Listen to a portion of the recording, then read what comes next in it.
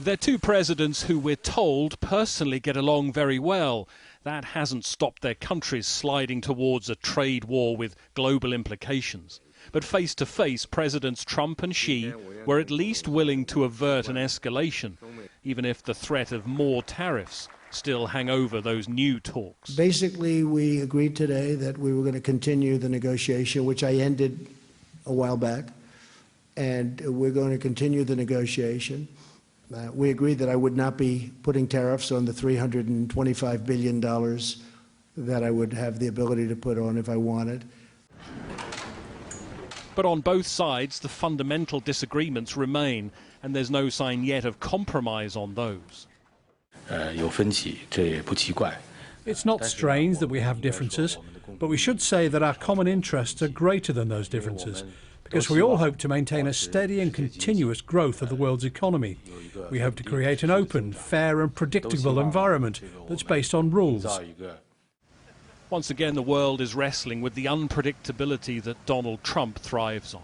They've always said that they have good personal relationship, but in terms of this negotiation, it is clearly very complex.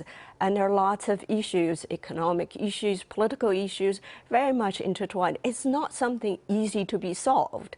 And it's certainly not something that can be solved by simply putting on tariffs.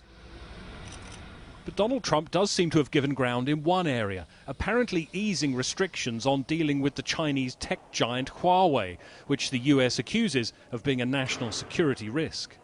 One of the things I will allow, however, is a lot of people are surprised. We send and we sell to Huawei a tremendous amount of product that goes into the various things that they make, and I said that that's okay, that we will keep selling that product. He had another surprise too. Like most of his predecessors, he'd been expected to visit the demilitarized zone between North and South Korea, but then tweeted this invitation. If Chairman Kim of North Korea sees this, I would meet him at the border just to shake his hand and say hello. Since their last talks collapsed in failure in Vietnam in February, some of the old tensions have resurfaced, but the chance to put on a show clearly appeals to the US president. Whatever the diplomatic risks and rewards, he could become the first ever to set foot inside North Korea. And Donald Trump is a man who wants to make history. Greg Milam, Sky News.